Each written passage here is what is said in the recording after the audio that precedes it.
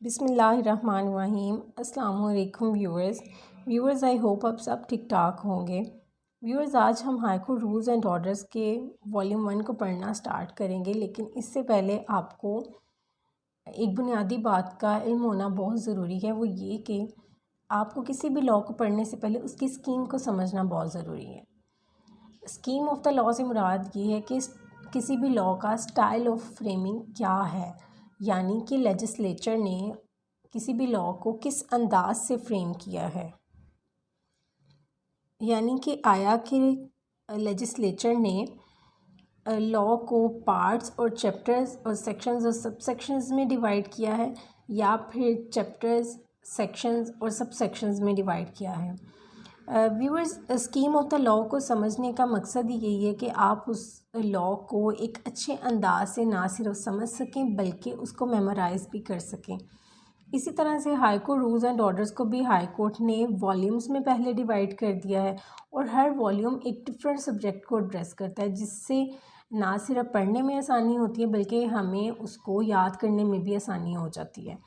Volumes को further chapters में divide करते हुए हाई कोर्ट ने उसको पार्ट्स में डिवाइड कर दिया है, और पार्ट्स को भी फर्दर रूल्स और सब रूल्स में डिवाइड कर दिया है। सो व्यूअर्स, ये था एक high court rules and orders के वॉल्यूम 1 का छोटा सा इंट्रोडक्शन। अब हम इसको प्रॉपरली पढ़ना स्टार्ट करते हैं। As the heading shows, volume 1 जो है वो इंस्ट्रक्शंस टू सिविल कोर्ट्स से रिलेटेड है। अब इसकी हेडिंग से ही हमें पता चल रहा है कि इस वॉल्यूम में हाई कोर्ट ने कुछ हदायत हैं जो सिविल कोर्ट्स को दी हैं। अब व्यूअर्स, आपके जहन में ये क्वेश्चन आ रहा होगा कि सिविल कोर्ट्स क्या होती हैं। तो व्यूअर्स, उसका सिविल कोर्ट्स को समझने के लिए आपको इसके सिर्फ लफ्ज़ी मानी की तरफ जाना है। सिविल कोर्ट्स, कोर्ट तो हमें पता है कि अदालत की, अब सिविल मतलब शहरी, तो शहरी अदालतें, इसको अगर हम इसका लिटरल मीनिंग लें तो शहरी अदालतें मुराद हैं, लेकिन लॉ में इसका एक प्रॉपर वर्ड है दीवानी अदालतें। अब सिविल कोर्ट्स जो हैं वो कोई भी ऐसे मामलात जो कि शहरियों के दरमियान डिस्प्यूटेड हैं उनको सेटल डाउन करने के लिए बनाई जाती हैं। अब उनमें सिविल डिस्प्यूट्स में कैसे डिस्प्यूट्स आ सकते हैं, that may be related to property, that may be related to any right और बेनिफिट और इंटरेस्ट, जैसा कि suit for recovery of property होता है, suit for recovery of possession of immovable property और मूवेबल प्रॉपर्टी होता है, suit for recovery of money है, सूट फॉर पार्टीशन है, सूट फॉर स्पेसिफिक परफॉर्मेंस है, उसके साथ डिक्लेरेटरी सूट्स भी होते हैं, और इसके साथ ही सूट फॉर मैंडेटरी इंजंक्शंस भी होते हैं। सो ये तमाम जो सूट्स हैं इनको हम सिविल सूट्स का नाम देते हैं, और ये तमाम सूट्स सिविल कोर्ट्स में ही दायर किए जाते हैं और उसका ही दायरा इख्तियार है। सो व्यूअर्स, अब हम इसके चैप्टर 1 की तरफ चलते हैं।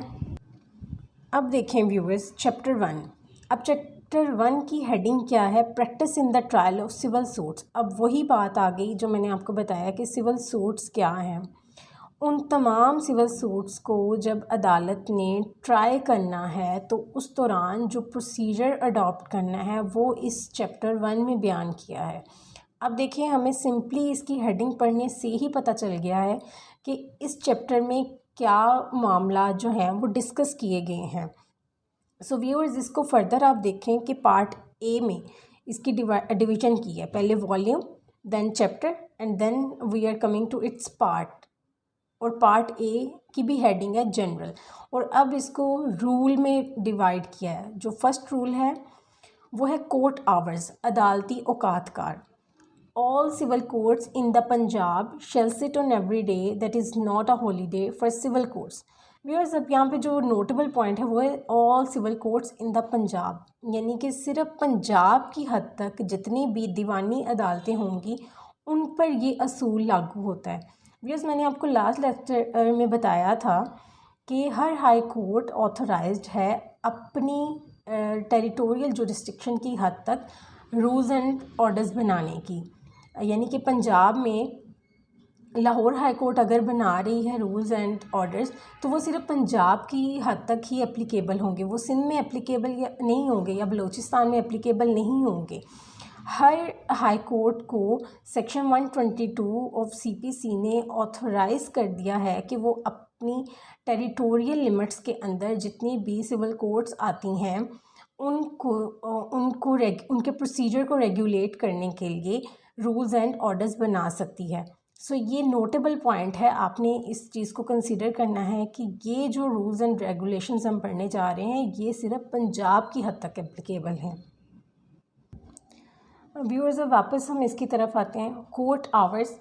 All civil courts in the Punjab shall sit on every day that is not a holiday for civil courts। यानी कि पंजाब में जितनी भी दीवानी अदालतें हैं वो हर रोज़ अपनी प्रोसीडिंग्स कंडक्ट करेंगी मासवाए उस रोज़ के जिस दिन छुट्टी होगी। और नेक्स्ट है, the court hours shall be fixed by the high court through in notification and shall be subject to such alteration और change as may be made by general or special order keeping in view the demands of any particular area, event or occasion। Viewers, यहाँ पर high court rules and orders ने high court को ये power confer कर दी है कि वो अदालतों के औकातकार को फ़िक्स कर सकती है, यानी कि अदालत कब यानी कि वो स्टार्ट होगी और कब उसका क्लोजिंग टाइम होगा। जैसा कि व्यूअर्स, विंटर में एक नोटिफिकेशन आता है कि हाई कोर्ट का नोटिफिकेशन आता है कि 9 o'clock से लेके 4 o'clock तक अदालत जो है वो उसकी प्रोसीडिंग्स कंडक्ट की जाएंगी। और इसी तरह समर में एक नोटिफिकेशन भी इशू किया जाता है जिसमें 8 बजे से लेके 3:30 बजे तक अदालतों का टाइम होता है। तो ये यहाँ पर उसी नोटिफिकेशन की बात की जा रही है, लेकिन ये कोर्ट आवर्स को अब फर्दर सब्जेक्ट टू कर दिया गया है कि इन कोर्ट आवर्स में तब्दीली भी की जा सकती है और वो तब्दीली या तो एक जनरल ऑर्डर इशू किया जाएगा या फिर एक स्पेशल ऑर्डर इशू किया जाएगा। और वो कब हो सकता है, कोई पर्टिकुलर एरिया के लिए ऑर्डर हो सकता है या कोई पर्टिकुलर इवेंट है या कोई ओकेजन है। जैसा कि व्यूअर्स आपको भी पता होगा, जो प्रैक्टिसिंग लॉयर्स हैं या जिन्होंने प्रैक्टिस से थोड़ा बहुत इन टच रहे हैं उनको पता होगा कि रमज़ान में कोर्ट आवर्स जो हैं वो चेंज हो जाते हैं। प्रॉबेबली जो है वो क्लोजिंग टाइम जो है वो 2 o'clock तक हो जाता है। तो ये यहाँ पर उसी बात की जो है ना वो पॉइंटेशन है। और ये तब्दीली जो है वो या तो एक स्पेशल ऑर्डर पास किया जाएगा या जनरल ऑर्डर पास किया जाएगा। जनरल ऑर्डर से मुराद ये कि वो for the whole of the province होगा, और जो स्पेशल ऑर्डर है वो किसी भी पर्टिकुलर एरिया के लिए भी हो सकता है। सो हमने इसमें 2 बातें पढ़ी हैं कि पहले तो अदालत कब बैठेगी, कब उस अदालत की प्रोसीडिंग्स किस दिन होगी, और फिर है हमने अदालती औकातकार क्या होंगे। यहाँ पर 2 पॉइंट्स हमने पढ़े हैं। और नेक्स्ट अब है rule 2, taking up cases after court hours. अब ये पॉइंट जो है वो बहुत ही इम्पॉर्टेंट है प्रैक्टिसिंग लॉयर्स के लिए, क्योंकि ये देखें, taking up cases after court hours, no new case should be taken up after the closing hour of the court. यानी कि कोई भी नया केस अदालत में दायर नहीं हो सकता जब अदालत बंद हो चुकी है। यानी कि सपोज़ आजकल अदालत की टाइमिंग चल रही है 9 से लेकर 4 बजे तक, अब 4 बजे के बाद कोई भी नया केस दायर नहीं हो सकता। अब नेक्स्ट है, but the hearing of a case taken up before that hour. यानी कि 4 बजे से पहले अगर किसी केस की समाअत हो रही थी तो उसको में इफ़ नेसेसरी, अगर ज़रूरी हो तो be continued for a short time, तो उसको शॉर्ट टाइम के लिए कंटिन्यू किया जा सकता है। यानी कि इसमें भी हमें 2 बातें मिलती हैं कि जब अदालत बंद हो जाएगी तो नया केस तो किसी भी सूरत में दायर नहीं हो सकता। लेकिन हाँ, जो कार्रवाई किसी भी केस की है जो कि पहले से चल रही थी क्लोजिंग आवर से पहले से, उसको थोड़े से वक्त के लिए कंटिन्यू किया जा सकता है। और ऐसा यूजुअली तब होता है जब शहादत वगैरह रिकॉर्ड की जा रही होती है। तो वकील साहबान भी यही कहते हैं और जजेस भी चले वो कर लेते हैं कोऑपरेट के इसको। अब इस गवाही को ना एक दफ़ा पूरी को लिखा जाए ताकि फिर बाद में गवाह को ना आना पड़े। तो ये ऐसी सूरत में हो जाता है। ये कह लें कंसल्टेशन विद द जज और हाई जो लॉयर है उन दोनों की कंसल्टेशन के साथ ही ये मामला होता है। अब व्यूअर्स नेक्स्ट रूल है rule number 3, holidays. The holidays allowed to the civil courts are annually prescribed by the High Court under the provisions of Section 25 of the Punjab Civil Courts Ordinance 1962। यहाँ पर high court को ये power confer की गई है कि वो हर साल में जितनी भी छुट्टियाँ होनी हैं उसकी एक लिस्ट जारी करती है हर साल कि इन दिनों में अदालत जो है वो बंद होगी। तो ये यहाँ पर उसी की बात की जा रही है। अब वो under the provisions of section 25 of the Punjab civil courts ordinance 1962, और ये पावर जो है अदालत एक्सरसाइज किस लॉ के तहत करती है? सेक्शन 25 है पंजाब सिविल कोर्ट्स ऑर्डिनेंस 1962 का।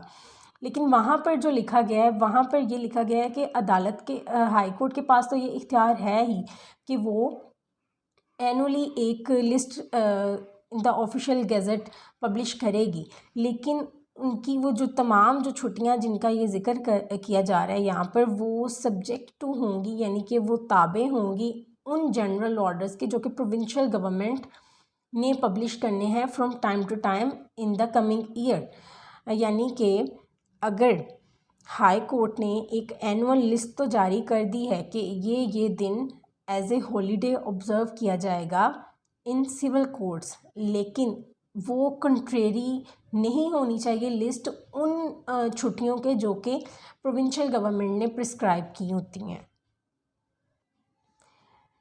And no other holidays can be allowed by any other authority. अब यहाँ पर लिख दिया गया कि इन छुट्टियों के अलावा कोई भी दीगर छुट्टियाँ जो हैं वो कोई और अथॉरिटी ऑथोराइज़ नहीं कर सकती। The list of civil holidays comprises general holidays and local holidays। अब ये पॉइंट नोटेबल है कि जो लिस्ट होगी ना, लिस्ट ऑफ हॉलीडेज़ जो हाई कोर्ट ने हर साल पब्लिश करनी है, तो उसमें दो तरह की छुट्टियां होंगी, जनरल हॉलीडेज़ और लोकल हॉलीडेज़। अब जनरल हॉलीडेज़ से मुराद ये है कि वो पूरे सूबे में जितनी भी सिविल कोर्ट्स हैं उसमें उस रोज़ यानी कि जो जनरल हॉलीडे होगी उस रोज़ वो तमाम अदालतें बंद होंगी। और लोकल हॉलीडे से मुराद है किसी भी पर्टिकुलर एरिया में अगर छुट्टी करना मकसूद हो तो वो लोकल हॉलीडे उस लिस्ट में भी शामिल होंगी। द लेटर बीइंग, अब यहाँ पे लेटर से मुराद है local holiday, being the latter being usually limited to 7 days in the year for each district. अब यहाँ पर ये एक पाबंदी लगा दी गई है कि लोकल हॉलीडे हर साल में सिर्फ 7 होंगी, उससे ज़्यादा एक्सीड नहीं करेंगी। नेक्स्ट है taking up cases on holidays. अब पहले हमने पढ़ा था taking up cases after court hours. Rule 2 जो था वो था taking up cases after court hours, लेकिन यहाँ पर हम पढ़ रहे हैं कि taking up cases on holidays. तो यहाँ पर लिखा गया है कि civil suits and appeals ought not as a rule to be taken up on a holiday.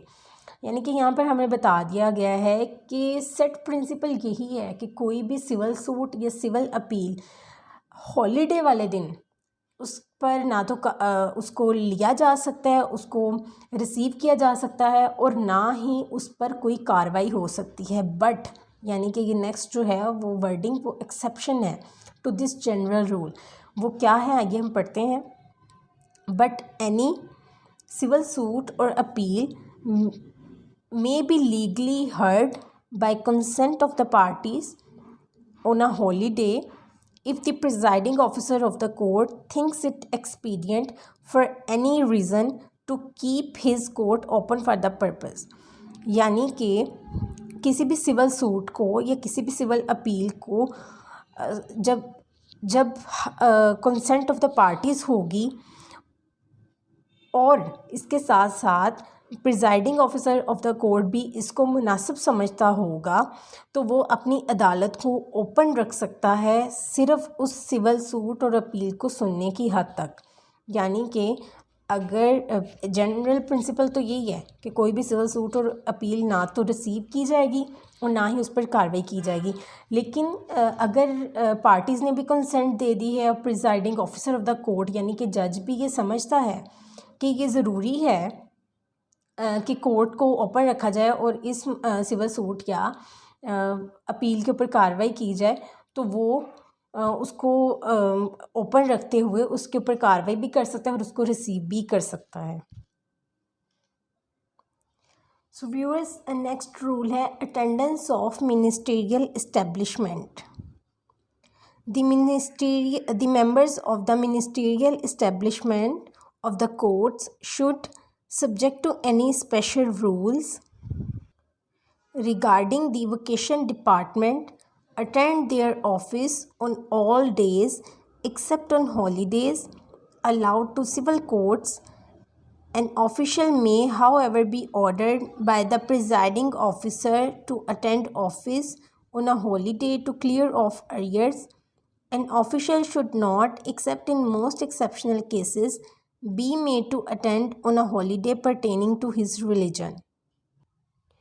Viewers, इस सब रूल में हमें बताया गया है कि मिनिस्ट्रियल इस्टेब्लिशमेंट के जो मेंबर्स हैं वो तमाम रोज़ अपनी अटेंडेंस को इंश्योर करेंगे मासवाए उस रोज़ के जिस दिन सिविल कोर्ट्स भी बंद होंगी। अब ये मिनिस्ट्रियल इस्टेब्लिशमेंट क्या है व्यूअर्स?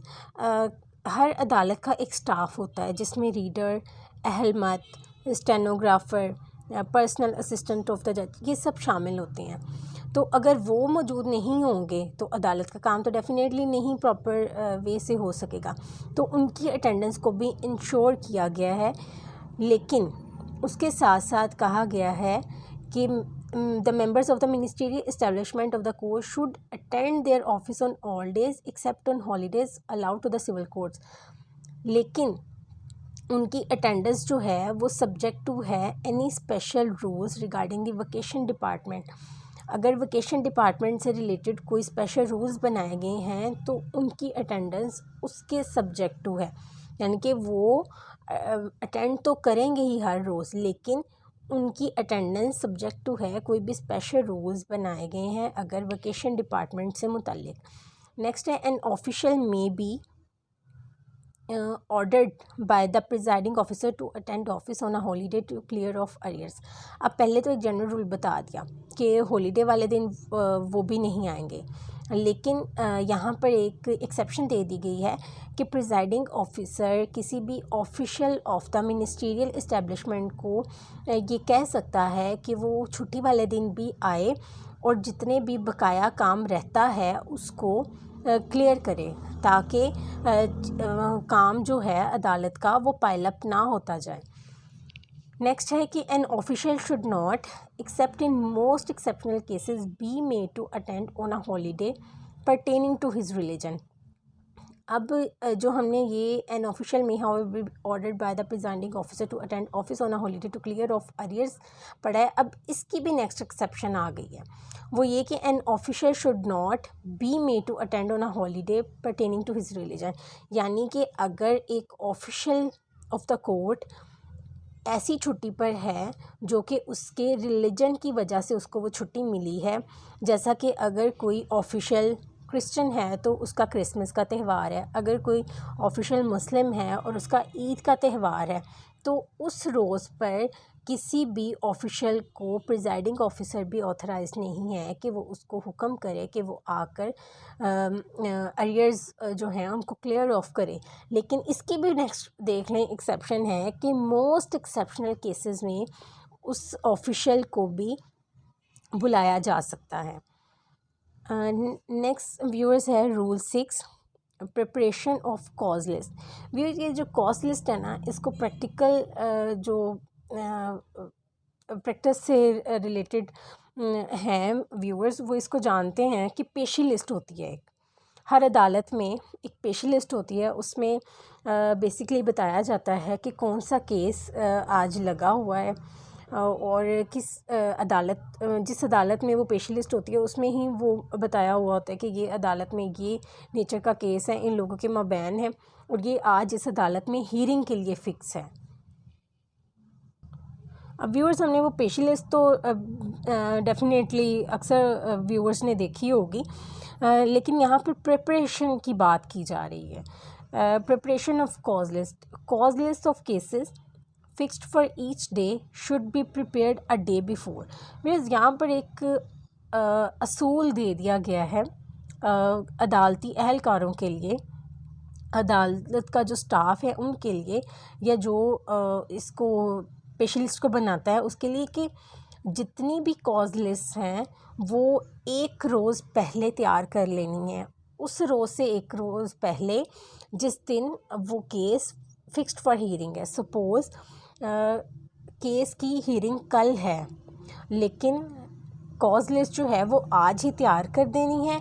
और फर्दर हम पढ़ते हैं कि these list should be exhibited in the court room और the veranda of the court house at least by the afternoon of the day preceding that to which they relate। अब ये क्या बात है, उन्होंने कहा है कि जिस तरह एक दिन पहले कॉज लिस्ट को तैयार कर लेना है, उस ही तरह जो कॉज लिस्ट है उसको भी एक दिन पहले ही कोर्ट रूम में या फिर जो सहन होगा उसका कोर्ट हाउस का, उसमें उसको डिस्प्ले कर देना है। जैसा कि कल अगर पेशी है तो कॉज लिस्ट आज ही तैयार कर लेनी है और आज ही उसको एग्जिबिट कर देना है कोर्ट रूम में या कोर्ट हाउस में। अब व्यूअर्स, इसके डिस्प्ले या एग्जिबिट करने का मकसद क्या है? For the information of parties and their pleaders. ये पार्टीज़ और उनकी प्लीडर्स की प्रायर इंफॉर्मेशन ताकि उनको मिल जाए, इस वजह से उसको एक दिन पहले ही एग्जिबिट किया जाता है। And the order of causes in the list should not B departed from without cogent reason.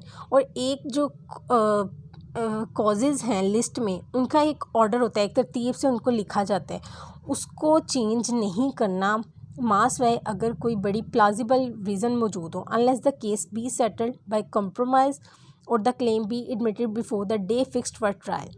यानी कि अगर तो कंप्रोमाइज़ हो जाता है पार्टीज़ के दरमियान या क्लेम जो है वो डिफेंडेंट एडमिट कर लेता है, तो ऐसी सूरत में उस जो order of cause list causes हैं इन द कॉज लिस्ट, उसमें तब्दीली की जा सकती है।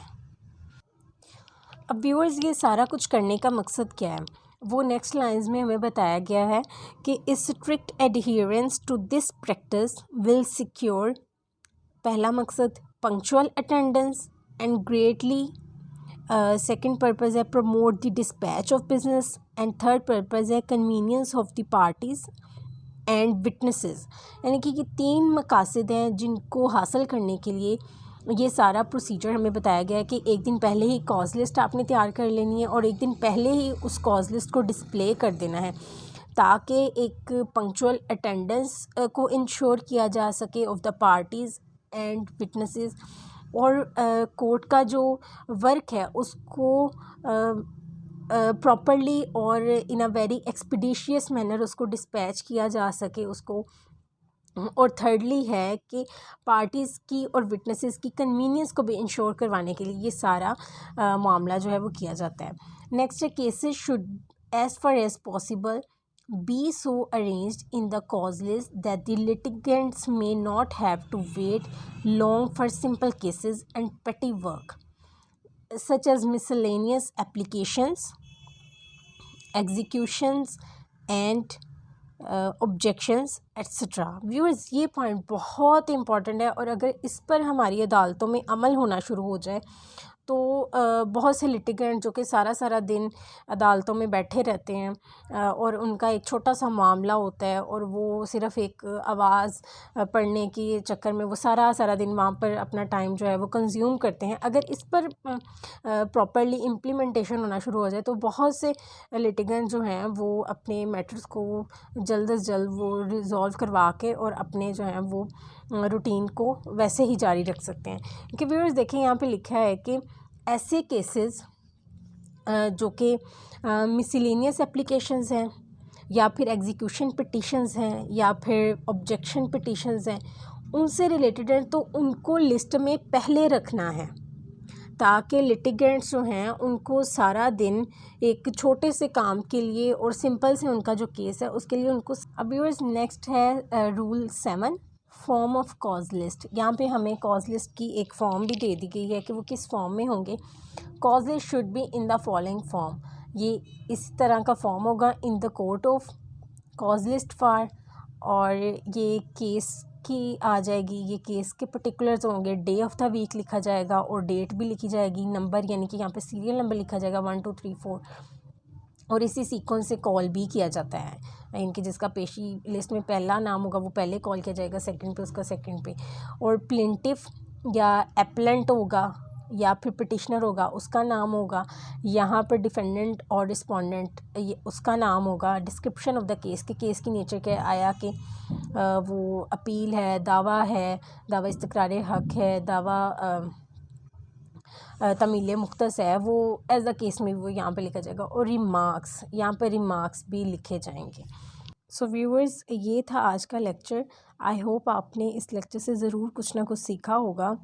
सो टिल द नेक्स्ट वीडियो, अल्लाह हाफिज़।